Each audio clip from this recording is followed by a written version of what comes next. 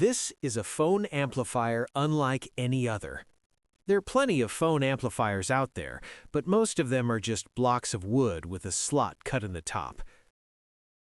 This is my first version. It has great sound, but my daughter thinks it's a little spooky.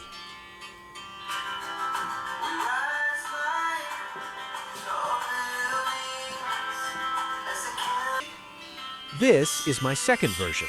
It's a happier face. The eyes still need some work, but this one has the loudest sound.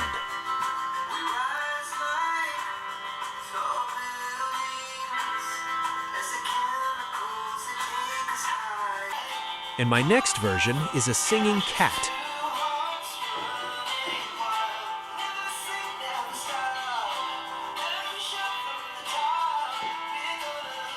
Let me show you how I make them.